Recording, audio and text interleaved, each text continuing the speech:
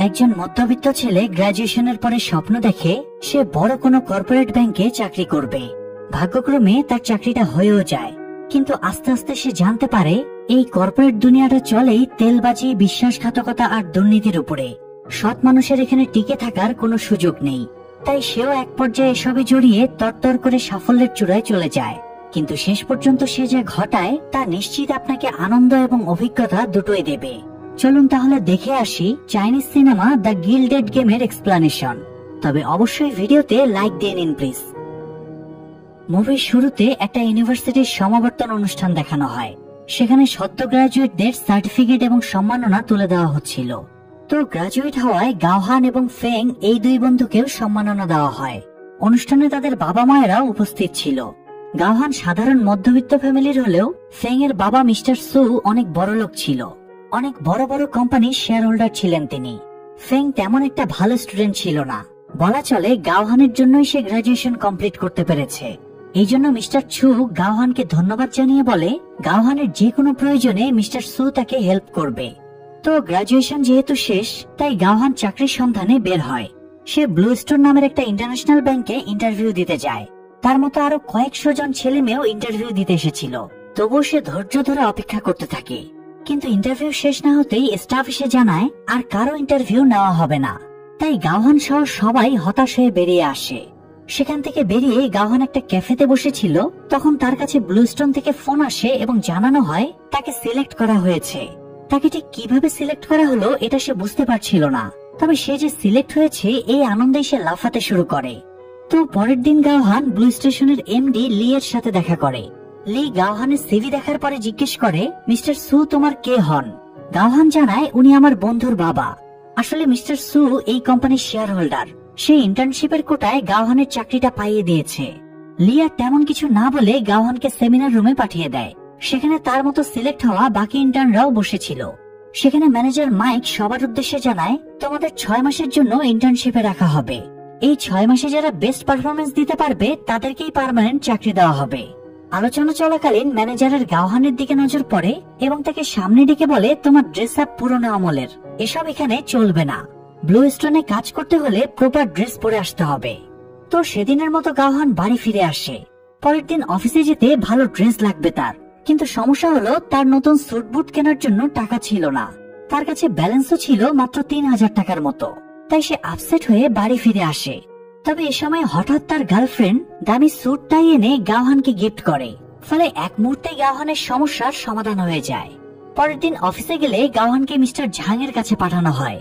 Zhang দেশের best অ্যানালিস্টদের মধ্যে একজন। তবে সে নতুন ট্রেনিদের সাথে একদমই কাজ করতে চাইতো না। সে গাওহানের ডিটেলস চেক করে দেখে তার পূর্বের কোনো কাজের অভিজ্ঞতা নেই।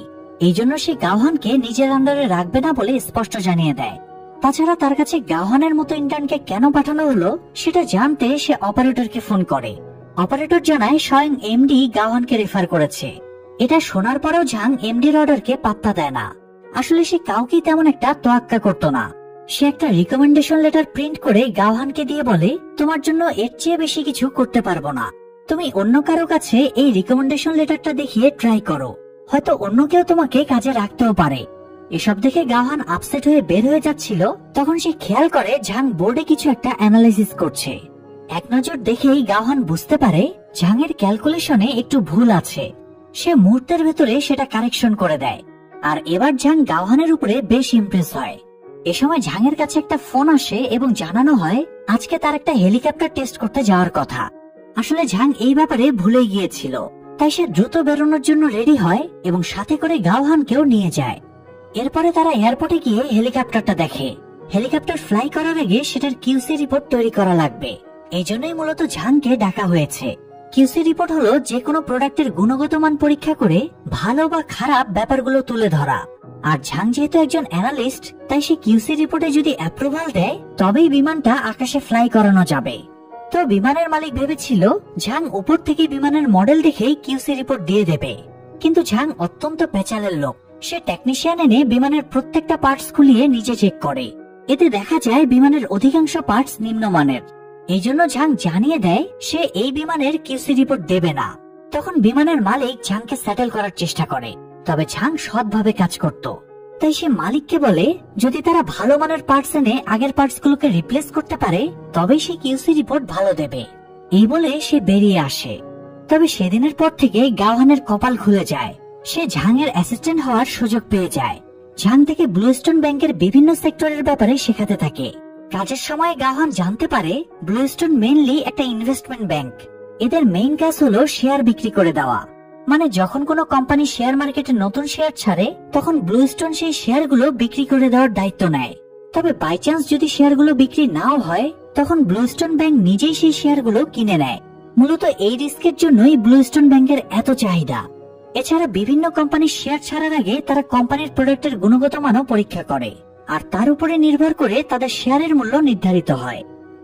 তো ঝাং একটা হেলথ কেয়ার কোম্পানির উপরে কাজ করছিল। এই কোম্পানির মালিক মার্কেটে শেয়ার ছাড়তে চাইছিল। এই জন্য সে ব্লুস্টোন ব্যাংককে হায়ার করে যাতে একটা ভ্যালুয়েবল রিপোর্ট বানিয়ে নিয়ে মার্কেটে উচ্চ মূল্যের শেয়ার ছাড়তে পারে। তো এই কাজটা ঝাংকে দেওয়া হয়। ঝাং অ্যাসিস্ট্যান্ট হিসেবে গাওহানকেও এই কাজে রাখে। তারা দুজনে ওই কোম্পানির প্রোডাক্ট চেক করে একটা রিপোর্ট তৈরি করে। প্রোডাক্টের গুণগত মান হিসেবে সেগুলো দেশের মার্কেটের জন্য ঠিকঠাক ছিল। তবে কোম্পানির মালিক তার শেয়ার ইন্টারন্যাশনাল মার্কেটে ছাড়তে চাইছিল। কিন্তু ঝাং এবং গাওহান জানিয়ে দেয় তাদের প্রোডাক্টে যেসব এলিমেন্ট ইউজ করা হয়েছে সেগুলো বিদেশের জন্য পারফেক্ট না। তাই বিদেশে যদি তাদের সেলসই না হয় তাহলে উচ্চ মূল্যে যারা শেয়ার কিনবে তারা তো লস খেয়ে যাবে। এই জন্য ঝাং এটার অ্যাপ্রুভাল দেয় না। এটা শুনে কোম্পানির মালিক বেশ ক্ষেপে যায়। তবে ঝাং এতে গুরুত্ব না দিয়ে গাওহানকে নিয়ে উঠে চলে আসে। এরপরে তারা দুজনে আরো কয়েকটা প্রজেক্ট নিয়ে কাজ করে, কিন্তু কোনোটাই ঝাংয়ের মন মতো হয় না। তাই সে ওদের স্টক মার্কেটে শেয়ার ছাড়ার আবেদন খারিজ করে দেয়। এদিকে গাওহান পার্সোনালি একটা কোম্পানির প্রোডাক্টের উপরে কাজ শুরু করে। এই কোম্পানির নাম লাকি ডগ। এই কোম্পানিটা পোষা প্রাণী বিশেষ করে কুকুরের জন্য খাবার, ঔষধ ইত্যাদি তৈরি করে। গাওহান তাই নিজে দোকান থেকে লাকি ডগের খাবার কিনে বিভিন্ন কুকুরদের খাইয়ে টেস্ট করে। এরপরে এটার উপরে একটা রিপোর্ট তৈরি করে লাকি ডগের এমডি মিস মায়ের কাছে পাঠায়, সাথে আইপিও প্রপোজালও দেয়। এই আইপিও প্রপোজাল হলো ইনিশিয়াল পাবলিক অফারিং। মানে আপনার একটা কোম্পানি আছে আর সেই কোম্পানিকে স্টক মার্কেটে ট্রেডিং এর সুযোগ করে দেওয়া। তো গাওহান লাকি ডগের এমডি কে আইপিও প্রপোজাল পাঠায়। এতে এমডি যদি রাজি হয় তাহলে তাদের শেয়ার স্টক মার্কেটে ছাড়তে পারলে ব্লুস্টোনও কমিশন পাবে। আর এই ব্যাংকের মেইন কাজই তো এটা। তো লাকি ডগের এমডি মিস মায়ের গাওহানের রিপোর্টটা পড়ে বেশ ইন্টারেস্টিং লাগে। এই জন্য সে ফোন করে গাওহানকে দেখা করতে বলে। গাওহানের এটাই ফার্স্ট প্রজেক্ট ছিল, তাই সে আনন্দের সাথে ঝাংকে গিয়ে ব্যাপারটা জানায়। ঝাংও গাওহানের কাছে খুব খুশি হয়। পরের দিন তারা দুজনে মিস মায়ের সাথে দেখা করে। তবে আজকে আবার মিস মায়ের মুড সুইং হয়েছে। সে এই প্রজেক্ট নিয়ে আর কাজ করতে চায় না। তবে গাওহান হাল ছাড়ে না। সেখানে লাকি ডগের প্রোডাক্টস এর ব্যাপারে বেশ কিছু ইনফরমেশন দেয় যেগুলো স্বয়ং এমডিও জানতো না। তাই তিনি এবার গাওহানের উপরে বেশ ইমপ্রেসড হয়। মধ্যবয়সী সিঙ্গেল মহিলা হওয়ায় এমনিতেই তার ভেতরে দুষ্টু কোকিল ডাকাডাকি করে। তার উপরে আবার তার ইয়াং ছেলেদের প্রতি এক্সট্রা আকর্ষণ আছে। মানে পুরাই ব্লু ফেয়ারি লায়লার মতো আর কি। এই জন্য সে গাওহানকে বাড়িতে আসতে বলে। তারা সেখানেই প্রজেক্টের ব্যাপারে আলোচনা করবে। তো সেখান থেকে ফেরার সময় ঝাং গাওহানকে সাবধান করে দেয় এই মহিলার মতলব কিন্তু ভালো না। গাওহান সেখানে গেলে ফেসে যেতে পারে। কিন্তু তবুও গাওহানের নিজের প্রতি কনফিডেন্স ছিল, তাই সে একাই মহিলার সাথে দেখা করতে যায়। সেখানে গিয়ে গাওহান বুঝতে পারে এই মহিলার মতলব আসলেই খারাপ। মহিলা তার সাথে ঢলাঢলি শুরু করে। তবে গাওহান নিজেকে সংযত করে মহিলাকে ইগনোর করার চেষ্টা করে। এতে মহিলা রেগে যায় আর গাওহানকে শাস্তি দিয়ে বলে গাওহান যদি তার কুকুরের খাবারগুলো খেয়ে নেয় তবেই সে ব্লুস্টোনের আইপিও প্রপোজাল একসেপ্ট করবে। গাওহানের চরিত্র খুব ভালো ছিল। সে কুকুরের খাবার খাবে তাও নিজের চরিত্রে দাগ লাগাবে না। এই জন্য সে মেঝেতে বসে কুকুরের খাবার খেতে শুরু করে। এই জঘন্য ডগ ফুড খেয়ে সে কয়েকবার বমি করে, তবুও সেগুলো খেয়ে শেষ করে সে। তখন মহিলা জানায় সে আগামী সোমবারে প্রজেক্ট সাইন করে দেবে। কিন্তু সোমবারে দেখা যায় গাওহান আর ঝাং দীর্ঘক্ষণ লাকি ডগের অফিসে বসে থাকলেও ওই মহিলার কোনো দেখা পায় না। আর লাস্টে তারা জানতে পারে মহিলা গাওহানের সাথে প্রতারণা করে অলরেডি অন্য কোম্পানির সাথে আইপিও প্রজেক্ট সাইন করে নিয়েছে।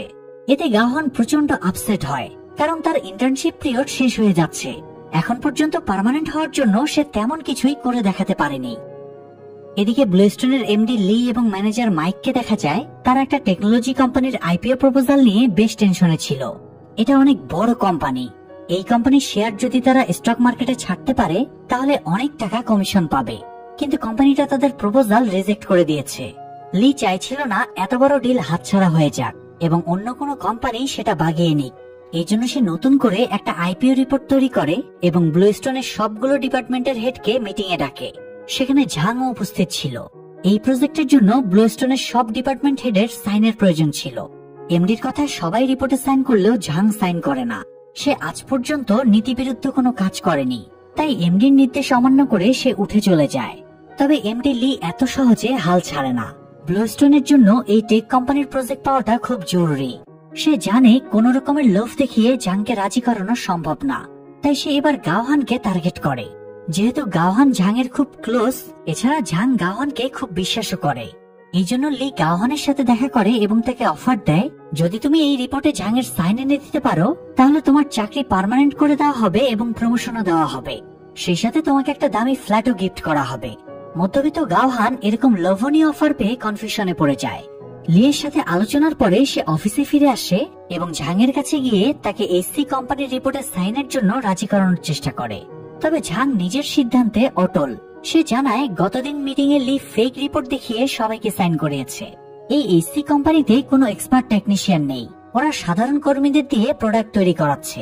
এই জন্য সে কোনোভাবেই ওদেরকে অ্যাপ্রুভাল দেবে না। উল্টো ঝাং গাওহানকে দায়িত্ব দেয় সে যেন এসসি কোম্পানির সব ডিটেলস ঘাটাঘাটি করে এবং ওদের সমস্যাগুলো উল্লেখ করে একটা রিপোর্ট বানায়। আর ঝাং এই রিপোর্টটা ইউরোপে পাঠাবে যাতে এই কোম্পানিটা কোনোভাবেই স্টক মার্কেটে শেয়ার না ছাড়তে পারে।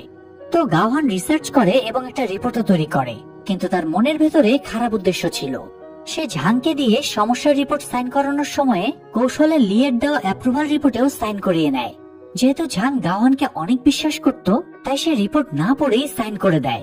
এরপরে ঝাং জানায় সে গাওহানের চাকরি পার্মানেন্ট করার জন্য সুপারিশ করবে। এটা শুনে গাওহান এক মুহূর্তের জন্য ভাবে সে ঝাংয়ের সাথে বেইমানি করবে না। কিন্তু ঝাং যখন বলে গাওহানের চাকরি পার্মানেন্ট হওয়ার মাত্র 80% সিওরিটি সে দিতে পারবে, তখন আবারও গাওহান আপসেট হয়ে যায়, কারণ লি তাকে চাকরি পার্মানেন্ট হওয়ার 100% সিওরিটি দিয়েছিল।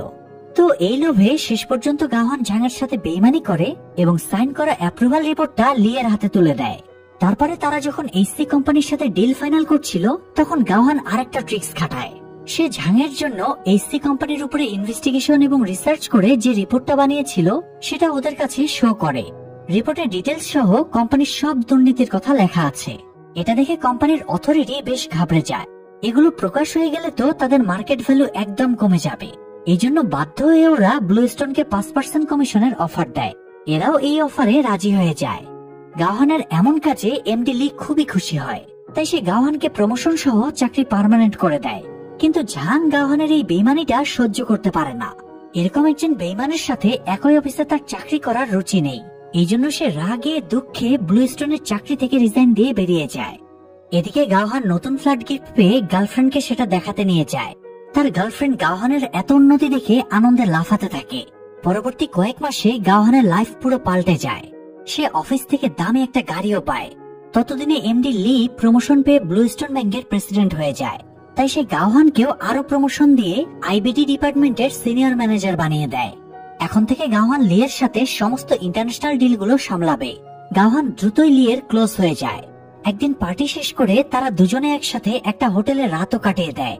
যেই গাওহান চরিত্রে দাগ লাগাতে দেবে না বলে একসময় নোংরা দুর্গন্ধযুক্ত কুকুরের খাবার খেতেও দ্বিধাবোধ করেনি, সে আজ সব ভুলে নিজের নীতি নৈতিকতা থেকে শুরু করে চরিত্র, পার্সোনালিটি সব নষ্ট করে ফেলে। তবুও তার ভেতরে কোনো অনুশোচনা দেখা যায় না।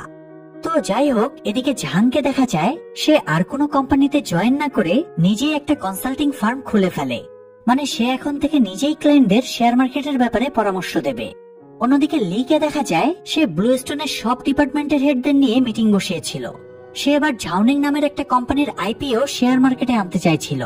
এই জন্য আইপিও প্রপোজাল রেডি করার কাজটা সে গাওহানকে দিতে চাইছিল। তবে সিনিয়ররা অনেকেই এর বিরোধিতা করে। গাওহান এখনো তেমন অভিজ্ঞ না, সে জাস্ট কয়েক মাস ধরে এখানে চাকরি করছে।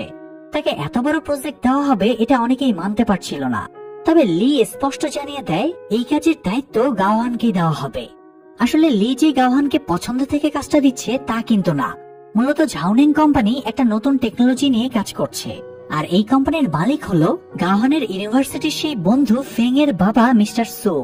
তাই লি গাওহানের মাধ্যমে সুয়ের কাছ থেকে অ্যাপ্রুভাল করে নিতে চাইছিল। এই জন্যই সে সবার সাথে ঝামেলা করে হলেও গাওহানকে কাজটা পাইয়ে দেয়। তো গাওহান লিয়ের কথা মতো একটা প্রপোজাল ফাইল রেডি করে এরপরে সে তার বন্ধু এবং বন্ধুর বাবা সুয়ের সাথে দেখা করতে যায়। মিস্টার সু গাওহানকে ঝাওনিং কোম্পানির প্রজেক্টের ব্যাপারে বিস্তারিত জানায়। এদের প্রজেক্টটা মূলত হাইড্রোজেন উৎপাদন করে সেগুলো ঠিকঠাক ভাবে সাপ্লাই করা। এরা এমন একটা যন্ত্র বানাচ্ছে যেটা দিয়ে বাতাস এবং সোলার এনার্জির মাধ্যমে পানিকে হাইড্রোলাইজ করে সেখান থেকে হাইড্রোজেন উৎপাদন করবে। এরপরে সেই হাইড্রোজেন কোনো রিস্ক ছাড়াই প্রয়োজন মতো জায়গায় ট্রান্সফার করতে পারবে। আর এই হাইড্রোজেন দিয়ে তারা খুব কম খরচে বিদ্যুৎ উৎপাদন করতে পারবে। এছাড়া এটা একদমই ইকো ফ্রেন্ডলি। তারা যদি একবার যন্ত্রটা মার্কেটে আনতে পারে তাহলে তাদের প্রতিদ্বন্দ্বী নিউডি কোম্পানির একচেটিয়া বাজার নষ্ট হয়ে যাবে। ফলে কম দামে বিদ্যুৎ উৎপাদন হলে মানুষের অনেক উপকার হবে। তো সব শোনার পরে গাওহান মিস্টার সুকে বোঝায়, এত বড় প্রজেক্টের জন্য তো শুধু আইপিওর টাকা যথেষ্ট না, তাদের আরো অনেক টাকার প্রয়োজন। এক্ষেত্রে তারা চাইলে ব্লুস্টোন ব্যাংক তাদেরকে টাকা ইনভেস্ট করতে রাজি আছে। কিন্তু ব্লুস্টোনের প্রপোজাল ফাইলটা দেখে সে তেমন পছন্দ করে না। ফলে গাওহান খালি হাতেই ফিরে আসে। লি তখন গাওহানকে আরেকটা প্রপোজাল ফাইল রেডি করে দেয়। আর এবারের প্রপোজালে উল্লেখ থাকে, যদি স্টক মার্কেটে ঝাওনিং এর শেয়ারের প্রাইস 10 টাকার নিচে নেমে যায় তাহলে ব্লুস্টোনের কাছে ঝাওনিং এর যতগুলো শেয়ার থাকবে ঝাওনিং সব শেয়ার 10 টাকায় কিনে নেবে। অথবা সেকেন্ড অপশন হলো, মার্কেট প্রাইস 10 টাকার নিচে নেমে গেলে ঝাওনিং তাদের শেয়ারের 10% অংশ ব্লুস্টোনকে দিয়ে দেবে। আর এই শর্তের বিনিময়ে ব্লুস্টোন ঝাওনিং এর প্রজেক্টে ইনভেস্ট করবে। মিস্টার সু এবং ফেং দুজনেই কনফিডেন্ট ছিল তাদের যন্ত্রের যা ডিমান্ড তাতে শেয়ার ছাড়লে শেয়ারের প্রাইস বাড়তেই থাকবে, তাদের প্রাইস ড্রপ করার কোনো সম্ভাবনা নেই। তাছাড়া যেহেতু ব্লুস্টোন ব্যাংকে গাওহানও ইনভলভ আছে, তাই তারা ভরসা করে পরবর্তী কোনো ঝামেলা হলে ব্লুস্টোন তাদের পাশে থাকবে। এই বিশ্বাস থেকে মিস্টার সু ডিল কনফার্ম করে দেয়। কিন্তু তারা তো জানতো না এই সবই লিয়ের একটা ট্রিক্স। সে সবকিছুর আড়ালে বড় মাপের গেম খেলছে।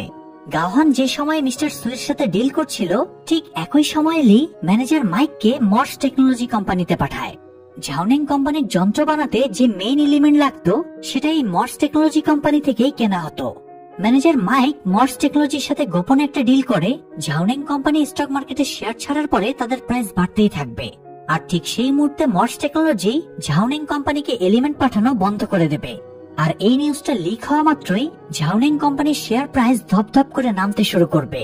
যখনই তাদের শেয়ার প্রাইস 10 টাকার নিচে নেমে যাবে তখন ব্লুস্টোন ডিল অনুযায়ী মিস্টার সুয়ের কাছ থেকে 10% শেয়ার নিয়ে নেবে আর বাকি শেয়ারগুলো নিউডি কোম্পানি কিনে নেবে। এতে ঝাওনিং কোম্পানির পুরো কন্ট্রোল নিউডি কোম্পানির হাতে চলে যাবে। তখন তারা ঝাওনিং কোম্পানির যন্ত্রটা দখল করে নিজেরাই মার্কেটে সেল করতে পারবে। আসলে ব্লুস্টোন এবং নিউডি কোম্পানি ঝাওনিং কোম্পানির ওই হাইড্রোজেন বানানোর যন্ত্রটা হাতানোর জন্যই এসব প্ল্যানিং করছিল। তো যাই হোক, কয়েকদিনের ভেতরেই ঝাওনিং কোম্পানির পাবলিক শেয়ার মার্কেটে ছাড়া হয়। শেয়ারের প্রাইস বাড়তে দেখে মানুষ ধুমসে শেয়ার কিনতে শুরু করে। ব্লুস্টোনে একজন ক্লিনার ছিল যে পুরো অফিস পরিষ্কার করতো আর কি। তার স্ত্রী খুব অসুস্থ ছিল, যার সার্জারির প্রয়োজন। এই ক্লিনারের কাছে রিটায়ারমেন্টের কিছু টাকা ছিল। ঝাওনিং কোম্পানির শেয়ার প্রাইস বাড়ছে শুনে সেও টাকাগুলো এখানে ইনভেস্ট করতে চায়। তাই সে গাওহানের সাথে এই ব্যাপারে আলোচনা করে। যদিও গাওহান বলে স্টক মার্কেট যেমন মানুষকে বড়লোক বানিয়ে দেয় তেমনি আবার পথের ফকিরের লেভেলেও নামিয়ে দেয়, কিন্তু তবুও ক্লিনারের আগ্রহ দেখে গাওহান থেকে ঝাওনিং কোম্পানির শেয়ারে ইনভেস্ট করার পরামর্শ দেয়। এদিকে ঝাংকে তখন দেখা যায় সেও ঝাওনিং কোম্পানির স্টক এক্সচেঞ্জের উপরে নজর রাখছিল। সে ট্রেডিং চার্ট পর্যবেক্ষণ করে রিভার্স পয়েন্ট দেখতে পায়। ট্রেডিং চার্টে সে 9টা ক্যান্ডেল ডিটেক্ট করে। ক্যান্ডেলের সংখ্যা 9 থেকে 13-র ভেতরে চলে যাওয়া মানে বুঝতে হবে ট্রেডিং রিভার্স করবে বা উল্টো দিকে মুভ করবে। মানে সহজে বলতে গেলে শেয়ারের প্রাইস আর বাড়বে না। এই মুহূর্তে হয় প্রাইস একই থাকবে, না হয় প্রাইস কমতে শুরু করবে। তবে ঝাং বুঝতে পারে এই ঝাওনিং এর স্টক শেয়ারের পেছনে বড় কোনো সিন্ডিকেট কাজ করছে। এই জন্য সে বেশ বিচলিত হয়ে পড়ে। সে মোটামুটি শিওর হয়ে গিয়েছিল শীঘ্রই এই মার্কেট ক্র্যাশ করতে চলেছে। তাই এই ব্যাপারে আলোচনার জন্য সে তার এক ফরেনার বন্ধুর সাথে দেখা করে যে তার মতোই একজন অ্যানালিস্ট। ঝাং তাকে একটা চার্ট বানিয়ে বলে তার মনে হচ্ছে বড় বড় কয়েকটা কোম্পানি ঝাওনিং এর শেয়ার কিনে স্টক করে রাখছে, আর এর পেছনে হয়তো ব্লুস্টোন দায়ী। কারণ ব্লুস্টোন ও ঝাওনিং এর অন্যতম একটা মেজর শেয়ার হোল্ডার। তারা হয়তো এখানে বড় কোনো প্ল্যান করছে, তাই তাদের দ্রুত এই ব্যাপারে ক্লায়েন্টদের জানানো উচিত। কিন্তু ঝাংয়ের এই বন্ধু অলরেডি ব্লুস্টোন এবং নিউডি কোম্পানির কাছে টাকা খেয়ে বসেছিল। এই জন্য ঝাং আপসেট হয়ে উঠে চলে আসে। এদিকে লি আবার একটা ট্রিক্স খাটায়। সে এবার গাওহানের পেছনে লাগে। লি গাওহানকে ডিনারে ডাকে এবং ঠিক একই সময়ে লি গাওহানের বাড়িতে একটা পার্সেল পাঠায়। সেই পার্সেলটা গাওহানের গার্লফ্রেন্ড রিসিভ করে, মানে ওরা এখন লিভ টুগেদার করে আর কি। তো এদিকে লি আর গাওহান ডিনার করছিল, তখন লি গাওহানকে বিভিন্ন আকার ইঙ্গিতে বোঝানোর চেষ্টা করে তার বাড়িতে কিছু একটা ঝামেলা হয়েছে। লিয়ের ইঙ্গিত বুঝতে পেরে গাওহান দ্রুত বাড়িতে চলে যায় এবং দেখে যে তার গার্লফ্রেন্ড জিনিসপত্র প্যাক করে চলে যাওয়ার জন্য রেডি হয়ে আছে। কি সমস্যা হয়েছে বোঝার আগেই গাওহানের গার্লফ্রেন্ড তাকে একটা পেপার ধরিয়ে দিয়ে বাড়ি থেকে বেরিয়ে যায়। বিস্মিত হয়ে গাওহান পেপারটা খুলে দেখে এটা আসলে হোটেলের রিসিট। মানে কিছুদিন আগে পার্টি শেষ করে গাওহান আর লি একসাথে রাত কাটিয়েছিল। এই জন্য এই রিসিটের বুকিং এ গাওহান আর লি দুজনেরই নাম লেখা আছে। লি এই রিসিটটাই মূলত পার্সেল করে গাওহানের গার্লফ্রেন্ডকে পাঠিয়েছিল, যাতে গাওহান অন্য মেয়ের সাথে রাত কাটিয়েছে এটা দেখে সে ব্রেকআপ করে চলে যায়। আর শেষ পর্যন্ত লিয়ের প্ল্যানটা ঠিকই সাকসেস হয়। তো গার্লফ্রেন্ড বেরিয়ে যাওয়ার পরে তাকে খুঁজতে গাওহানও গাড়ি নিয়ে বেরিয়ে পড়ে। সে অন্যমনস্ক হয়ে গাড়ি চালাতে গিয়ে হঠাৎ গাড়িটা অ্যাক্সিডেন্ট করে এবং সে চোট পেয়ে সেন্সলেস হয়ে যায়।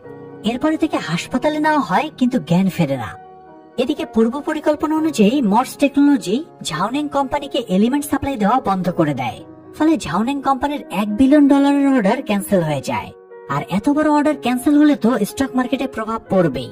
অর্ডার ক্যান্সেল হওয়ায় বিনিয়োগকারীরা ঝাওনিং এর উপর থেকে নিজেদের সব ইনভেস্টমেন্ট তুলে নিতে শুরু করে। ফলে ঝাওনিং এর শেয়ার প্রাইস ক্রমাগত কমে যেতে থাকে।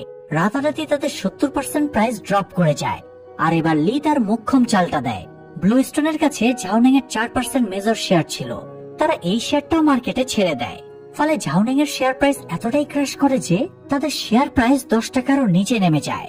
এসব দেখে মিস্টার সু আর ফেং খুব অস্থির হয়ে পড়ে। তারা বারবার গাওহানকে ফোন করছিল, কিন্তু সে তো হাসপাতালে পড়ে আছে, তাই তারা ওকে ফোনে পাচ্ছিল না। তারা ঠিক কি করবে ভেবেই পাচ্ছিল না।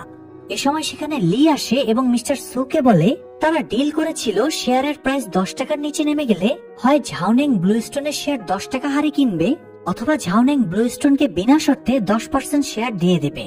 লি মিস্টার সুকে সিদ্ধান্ত নেওয়ার সুযোগ না দিয়েই বলে, আমি সেকেন্ড অপশনটা চুজ করছি, অর্থাৎ আপনি ঝাওনিং এর 10% শেয়ার এখনই ব্লু স্টোনকে দিয়ে দেন। এখানে ছুঁয়ের হাতে আর কোনো অপশন ছিল না, তাই সে বাধ্য হয়ে ব্লু স্টোনকে নিজের 10% শেয়ার লিখে দেয়। এরই মধ্যে আবার ফেং নিউজে দেখতে পায় তাদের প্রতিপক্ষ কোম্পানি নিউডি তাদের 5% শেয়ার ব্লক এক্সচেঞ্জ থেকে কিনে নিয়েছে। অর্থাৎ ব্লু স্টোন এবং নিউডির যৌথ শেয়ার মিলিয়ে ঝাওনিং কোম্পানির কন্ট্রোল এখন তাদের হাতে চলে গিয়েছে। মিস্টার ছুয়ের আর বুঝতে বাকি থাকে না এরা সবাই একসাথে প্ল্যান করে তার সর্বনাশ করেছে। এই ধাক্কা সহ্য করতে না পেরে মিস্টার সু হার্ট অ্যাটাক করে। এদিকে গাওহানকে দেখা যায় প্রায় 2 দিন পরে তার জ্ঞান ফিরে। জ্ঞান ফিরতেই সে পত্রিকায় ঝাওনিং কোম্পানির সর্বনাশের নিউজটা দেখতে পায়। তাই সে দ্রুত হাসপাতাল থেকে বেরিয়ে সোজা ব্লু স্টোনে চলে যায় এবং লিকে দোষারোপ করে বলে, তুমি এত বড় অপরাধ করার জন্য আমাকে ইউজ করেছ। লিও পাল্টা উত্তর দেয়, আমি জোর করে তোমাকে দিয়ে কিছুই করাইনি, তুমি যা কিছু করেছো টাকার লোভেই করেছো, তাই আমাকে দোষ দেওয়া বন্ধ করো আর হাঙ্কি পাঙ্কি বাদ দিয়ে আবারও কাজে জয়েন করো। তবে এত বড় বিশ্বাসঘাতকতার পরে গাওহান আর চাকরি করবে না জানিয়ে দেয়। সে তখন ব্লু স্টোনের চাকরি ছেড়ে দেয়। এরপরে সে আপসেট হয়ে যখন লিফটে উঠছিল তখন তার সাথে সেই ক্লিনারের দেখা হয়। ক্লিনার কাঁদতে কাঁদতে বলে সে তার পেনশনের সব টাকা ঝাওনিং এর শেয়ারে ইনভেস্ট করেছিল, ফলে সে এখন সব টাকা হারিয়ে সর্বশান্ত হয়ে গিয়েছে। গাওহান এখানে থেকে কোনো উত্তর দিতে পারে না, সে চুপচাপ বেরিয়ে যায়। এরপরে সে হাসপাতালে মিস্টার সুকে দেখতে যায়, কিন্তু সে হাসপাতালে যাওয়া মাত্রই মিস্টার সু মারা যায়। গাওহানের কারণেই মানুষটাকে মরতে হলো। এই জন্য তার বন্ধু ফেং গাওহানকে দেখে সেখানে ক্ষেপে যায় আর কিল ঘুষি মেরে তাড়িয়ে দেয়। তো এই ঘটনার পরে গাওহান সম্পূর্ণভাবে ভেঙে পড়ে। তাই সে সুইসাইডের জন্য একটা বিল্ডিং এর ছাদের কার্নিশে গিয়ে দাঁড়ায়। মুহূর্তে মানুষজনের ভিড় জমে যায় এবং সবাই গাওহানকে সান্ত্বনা দেওয়ার চেষ্টা করে। এদিকে ঝাং বিদেশে ট্যুর দিতে যাচ্ছিল। সে এয়ারপোর্টে ফ্লাইট ধরবে, এ সময় গাওহানের ব্যাপারে জানতে পারে। তাই সে ফ্লাইট মিস করে বিল্ডিং এর ছাদে চলে আসে। এরপরে গাওহানকে বলে, নাটক কম কর প্রিয়, আমি জানি তুই সুইসাইড করতে এখানে আসিসনি, বরং আমাকে টেনে আনতে এই ড্রামা করছিস। গাওহান তখন বলে ঝাংই একমাত্র অ্যানালিস্ট যে কিনা ব্লু স্টোন এবং নিউডির চক্রান্তটা ধরতে পেরেছিল, তাই একমাত্র ঝাংই এই পরিস্থিতি থেকে ঝাওনিং কোম্পানিকে বাঁচাতে পারবে। তাছাড়া ব্লু স্টোনের বেইমানির কারণে লক্ষ লক্ষ মানুষ পথে বসে গিয়েছে। নিরীহ মানুষগুলোর টাকা উদ্ধার করে দেওয়া তাদের দায়িত্ব। যেহেতু অনেকগুলো সাধারণ মানুষ ফেসে গিয়েছে, তাই ঝাং থেকে হেল্প করতে রাজি হয়ে যায়। তো এরপরে গাওহান তার বন্ধু ফেং এর কাছে যায় এবং তার কাছে ক্ষমা চেয়ে বলে, ব্লু স্টোন আমার সাথেও প্রতারণা করেছে, এই জন্য আঙ্কেল ছুয়ের সম্মানে আমি চাকরি ছেড়ে দিয়েছি। আমাকে আরেকটা সুযোগ দে, আমি আবারও তোদের ঝাওনিং কোম্পানিকে আগের অবস্থায় ফিরিয়ে দেব। ফেং এখানে বন্ধুকে লাস্টবারের মতো বিশ্বাস করে, তাই গাওহান ফেংকে ঝাংয়ের সাথে দেখা করায়। এরপরে তারা অ্যানালাইসিস করতে বসে। এই মুহূর্তে নিউডি কোম্পানির কাছে ঝাওনিং এর 18% শেয়ার ছিল আর ব্লু স্টোনের কাছে 16% শেয়ার ছিল। অর্থাৎ তারা যৌথভাবে ঝাওনিং এর 34% শেয়ার দখল করে বসে আছে। যদিও পাবলিক শেয়ার বাদ দিলে মেজরিটি শেয়ার এখনো ফেং এর আন্ডারে আছে, কিন্তু বর্তমান মার্কেটে যা ধস নেমেছে তাতে এই মুহূর্তে তারা যদি ফান্ড রাইজিং এর মাধ্যমে প্রচুর টাকা বিনিয়োগ করে তবুও এই ড্যামেজ কন্ট্রোল করতে পারবে না। তাই ঝাং অ্যানালাইসিস করে ফেংকে দুটো অপশন দেয়। ফেং ভেবে চিন্তে সবচেয়ে রিস্কি অপশনটা চুজ করে, অর্থাৎ হাই রিস্ক হাই গেইন। মানে তাদের প্ল্যান যদি কাজ করে তাহলে ফেং আবারও ঝাওনিং কোম্পানির কন্ট্রোল ফিরে পাবে, কিন্তু প্ল্যান কাজ না করলে ফেং এর হাতে যতটুকু আছে ততটুকু সে হারিয়ে পথে বসবে। তবে এরপরও তারা হাই রিস্কের প্ল্যানটাই জেনারেট করার কাজে লেগে পড়ে। তো এর জন্য প্রথমে গাওহান লিলাই সিকিউরিটিজ নামের একটা এজেন্সিতে যায়। সেখানে গিয়ে ট্রেডিং এর জন্য ফেং এর নামে একটা বড় অ্যামাউন্টের অ্যাকাউন্ট খোলে, আর এজেন্সির সব ট্রেডারকে হায়ার করে নিয়ে বলে তাদের যেভাবেই হোক ঝাওনিং কোম্পানির কন্ট্রোল ফেংকে এনে দিতে হবে। এরপরে ফেং এবং গাওহানের কাছে যত টাকা জমানো ছিল সব ইনভেস্ট করে দেয়। হঠাৎ করে ঝাওনিং কোম্পানির ট্রেডিং শুরু হওয়ায় লি একটু বিচলিত হয়ে পড়ে। আর এই ট্রেডিং গুলো করা হচ্ছিল এইচএফটি বা হাই ফ্রিকোয়েন্সি ট্রেডিং সিস্টেমের মাধ্যমে। এটার মাধ্যমে মিনিটে হাজার হাজার ট্রেডিং করে ফেলা যায়, তাই এর জন্য টাকাও লাগে অনেক বেশি। এই জন্য লি বেশি অস্থির হয়ে পড়েছিল। সে ম্যানেজারকে খোঁজ নিতে বলে নতুন করে কে আবারও ট্রেডিং শুরু করেছে। ম্যানেজার যখন খোঁজ নিয়ে জানায় এই ট্রেডিং গুলো ফেং এর অ্যাকাউন্ট থেকে হচ্ছে, তখন লি অবাক হয়ে যায় ফেং এত টাকা কোথায় পাচ্ছে। সে ম্যানেজারকে আবারও খোঁজ নিতে বলে ফেং এত টাকা কোথায় থেকে পাচ্ছে। তবে তার আগেই ব্লুস্টোনের অফিসে ঝাং একজন আরাবিয়ান হাবিবিকে নিয়ে চলে আসে। আসলে এই লোকটা ঝাংয়ের বন্ধু। সে লিকে বিশ্বাস করাতে চাইছিল এই আরাবিয়ান লোকটা ফেংকে ইনভেস্ট করছে। যেহেতু আরাবিয়ান প্রিন্সদের টাকার কোনো অভাব নেই, তাই লি সহজেই বিশ্বাস করে ফেলে এই লোকটার কাছ থেকেই ফেং ট্রেডিং এর এত টাকা পাচ্ছে। শুধু তাই না, ঝাং তার ইউরোপিয়ান বন্ধুদের দিয়েও সোশ্যাল মিডিয়ায় পোস্ট করায় তারা সবাই ফেং এবং ঝাওনিং কোম্পানির পাশে আছে। এগুলো দেখে লি এবার খুবই টেনশনে পড়ে যায়। আসলে এটাই ছিল ঝাংয়ের প্ল্যান। সে ভংচং দেখিয়ে লিকে ঘাবড়ে দিতে চাইছিল যাতে সে কাউন্টার দিতে ঝাওনিং কোম্পানির শেয়ার কিনতে শুরু করে। আর যখনই লিয়ের ব্লুস্টোন এবং নিউডি কোম্পানি ঝাওনিং এর শেয়ার কিনতে শুরু করবে তখনই তারা শেয়ারের দাম বাড়িয়ে দেবে এবং শেষ পর্যন্ত লি তাদের ফাঁদে পা দিয়ে ফেলে। সে তার সব স্টাফদের নির্দেশ দেয় তারা যেন হাই প্রাইসে ঝাওনিং এর সমস্ত শেয়ার কিনে নেয়। ব্লুস্টোনকে শেয়ার কিনতে দেখে ঝাং শেয়ারের প্রাইস আরো বাড়িয়ে দেয়। এতে প্রাইস বেড়ে যাওয়ায় যেসব সাধারণ পাবলিক শেয়ার কিনে পথে বসে গিয়েছিল তারা আবারও নিজেদের মূলধন ফিরে পায় এবং শেয়ার বিক্রি করে দিয়ে এই বিপদ থেকে বেঁচে যায়। আর এদিকে লি তো ক্রমাগত শেয়ার কিনেই যাচ্ছিল। এভাবে এক পর্যায়ে দেখা যায় ব্লুস্টোন আর নিউডি কোম্পানি মিলিয়ে প্রায় 50% শেয়ার কিনে ফেলেছে। সব কোম্পানির এই পাবলিক শেয়ার কেনার একটা নির্দিষ্ট লিমিট আছে। ব্লুস্টোন এবং নিউডি সেই লিমিট পার করে ফেলে। আর এই সুযোগটা কাজে লাগিয়ে ঝাং এসএফসি কমিশনে অভিযোগ জানিয়ে দেয় এবং আবেদন করে ঝাওনিং কোম্পানির ট্রেডিং বন্ধ করে দেয়। ফলে লি এখন আর কোনো শেয়ার বেচাকেনা করতে পারবে না। তাছাড়া এই সপ্তাহে আজকে স্টক মার্কেটে লাস্ট ওয়ার্কিং ডে ছিল। আপাতত 2 দিন স্টক মার্কেট বন্ধ থাকবে এবং আগামী সোমবারে আবারও স্টক মার্কেট খুলবে। লি এর প্ল্যান ছিল সোমবারে স্টক মার্কেট খোলা মাত্রই তারা আরো কিছু শেয়ার কিনে নেবে। এরপরে মেজরিটি শেয়ার দেখিয়ে ঝাওনিং কোম্পানির কন্ট্রোল নিয়ে নেবে। কিন্তু ঝাং ওদের চেয়ে এক ধাপ এগিয়ে ছিল। সে গাওহান এবং ফেংকে নিয়ে আরেক প্ল্যান বানিয়ে রেখেছিল। প্ল্যানটা হলো এখনো এই মুহূর্তে যেহেতু ফেং ঝাওনিং কোম্পানির মেজরিটি শেয়ারের মালিক, তাই ফেং কোম্পানির সব কর্মচারীদের ছাঁটাই করে দেবে আর সেম কর্মচারীদের নিয়ে নতুন আরেকটা কোম্পানি খুলবে। যখন ঝাওনিং কোম্পানিতে আর কোনো স্টাফ থাকবে না তখন তো কোম্পানিরও আর কোনো ভ্যালু থাকবে না। স্টাফ ছাড়া কোম্পানির আবার কি বা থাকে, তাই না? তো ফেং বেশি বেতন এবং বোনাসের লোভ দেখিয়ে ঝাওনিং এর স্টাফদের নতুন কোম্পানিতে সরিয়ে নেয়। এরপরে সোমবার যখন স্টক মার্কেট খোলে তখন লি বড় সড়ো ধরা খেয়ে যায়। তার হাতে এখন এমন একটা কোম্পানির শেয়ার আছে যাদের না আছে কোনো স্টাফ, না আছে কোনো প্রোডাক্ট। তাই গতদিন তারা হাই প্রাইজে যত শেয়ার কিনেছে সবটাই লস হয়ে গেল। আর এভাবেই ওরা 3 জনে মিলে লিয়ের উপর প্রতিশোধ নেয়। তবে প্রতিশোধের চক্করে তারা 3 জনই স্টক মার্কেটের অনেক রুলস ভঙ্গ করেছে। এই জন্য তাদের উপরে ইনকোয়ারি হয় এবং তারা বিভিন্ন মেয়াদে সাজা পায়। যেমন ফেং যেহেতু কোম্পানির মালিক আর তার কোম্পানিকে নিয়ে যেহেতু এত কাহিনী, এই জন্য তাকে 4 বছরের জেল দেওয়া হয়। পাশাপাশি 5 বছরের জন্য স্টক মার্কেটে ট্রেডিং এর জন্য সাসপেন্ড করে দেওয়া হয়। আর ঝাং এবং গাওহান উভয়ে যেহেতু কাণ্ডটা ঘটিয়েছে তাই 2 জনকেই 6 মাসের জেল, পাশাপাশি স্টক মার্কেটে 3 বছরের জন্য ব্যান করা হয়। এছাড়া তাদের লাইসেন্সও 3 বছরের জন্য সাসপেন্ড করা হয়। এছাড়া লিকে তার অপরাধের জন্য 7 বছরের জেল দেওয়া হয় এবং 8 বছরের জন্য স্টক মার্কেটে ব্যান করা হয়। ব্লুস্টোনের ম্যানেজারও যেহেতু লি এর সাথে জড়িত ছিল তাই তাকেও 5 বছরের জেল দেওয়া হয় এবং 5 বছরের জন্য ব্যান করা হয়। আর এভাবেই সব অপরাধীকে শাস্তি দেওয়ার মাধ্যমে মুভিটা শেষ হয়ে যায়। প্রিয় দর্শক, কর্পোরেট দুনিয়াটাকে আমরা যেমনটা দেখি সেই দুনিয়া তার চেয়েও অনেক বেশি জটিল। এই মুভিতে ব্লুস্টোন ব্যাংকের যে চিত্র তুলে ধরা হয়েছে, বাস্তবে এরকম অনেক ইনভেস্টমেন্ট ব্যাংক সেম ভাবে দুর্নীতি করে চলেছে। আর এই জন্যই দুনিয়ার 800 কোটি মানুষের ভেতরে মাত্র 1% মানুষ পুরো দুনিয়ার অর্থনীতিকে নিয়ন্ত্রণ করছে। এই সিন্ডিকেট না ভাঙা পর্যন্ত ধনীরা আরো বেশি ধনী হতে থাকবে আর গরিবেরা আরো বেশি গরিব হয়ে যাবে। তাই মূলত আমরা ফেসে আছি পুঁজিবাদের ভয়ঙ্কর সিন্ডিকেটের ভেতরে। যাই হোক, আজকে এই পর্যন্তই। নিজের কষ্টার্জিত অর্থ ইনভেস্টের আগে সতর্ক হন, ভালোভাবে খোঁজ নিয়ে তবেই ইনভেস্ট করুন। মনে রাখবেন, পথে বসার চেয়ে অল্প লাভ করা ভালো।